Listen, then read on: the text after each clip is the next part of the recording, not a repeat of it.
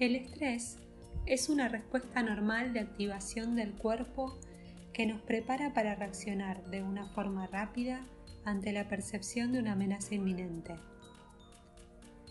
Ahora vamos a ver qué significa esto.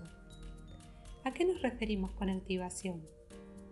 Podemos pensar al estrés como un sistema de alarma primitivo, porque ante la percepción de un peligro, automáticamente activa un complejo mecanismo que conecta el hipotálamo y la hipófisis con las glándulas suprarrenales y desencadena una respuesta fisiológica liberando al torrente sanguíneo adrenalina y cortisol.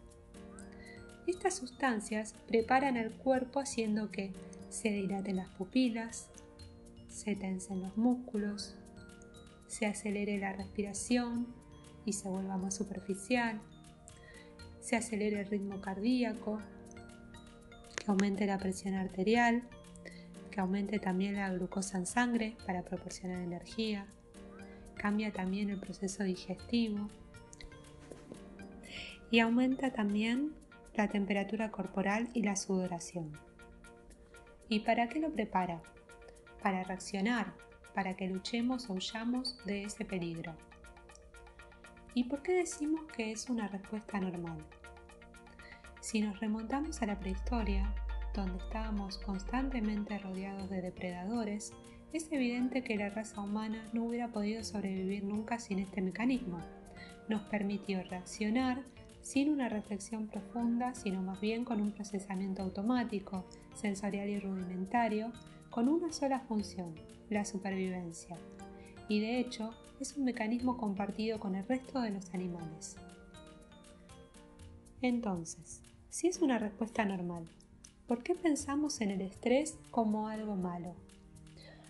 Lo que sucede es que la evolución cultural fue mucho más rápida que la biológica y hoy nuestro cuerpo sigue respondiendo como en la prehistoria, reaccionando ante una situación demandante o impredecible, como por ejemplo el exceso de trabajo, de la misma manera que en el pasado ante un tigre a punto de atacarnos, siendo que claramente no son situaciones que ponen en riesgo inmediato nuestra supervivencia y en las que luchar o huir sería contraproducente.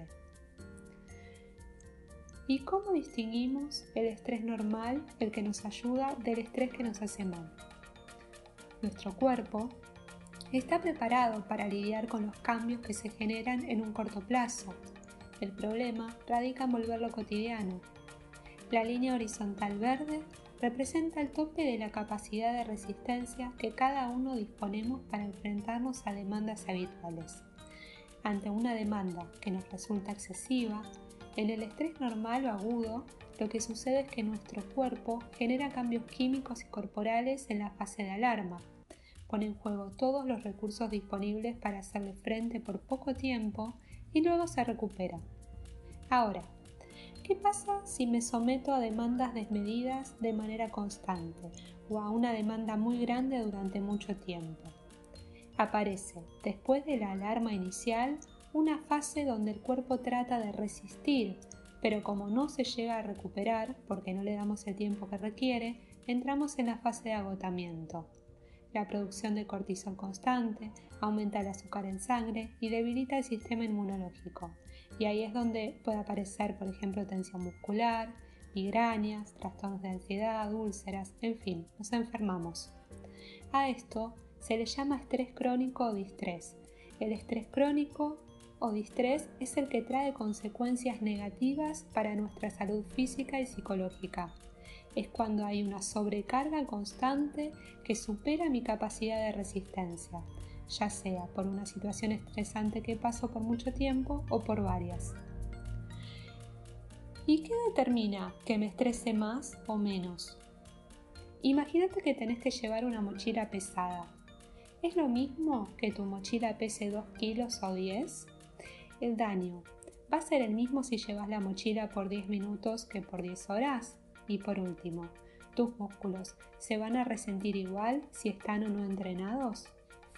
Bien, entonces, que me estrese más o menos depende, por un lado, de la intensidad de los estresores, es decir, de aquellos estímulos que me estresan.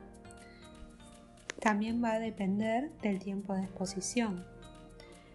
Y por último, va a depender de mi capacidad de resistencia y donde influyen factores genéticos y psicológicos.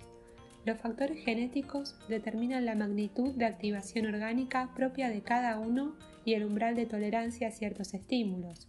Y dentro de los factores psicológicos están las características de personalidad, las expectativas, vivencias y la valoración de la amenaza y de los propios recursos para hacerle frente. La forma de procesar la información determina qué es o no una amenaza, la magnitud y la interpretación automática que hacemos de las cosas como amenazantes.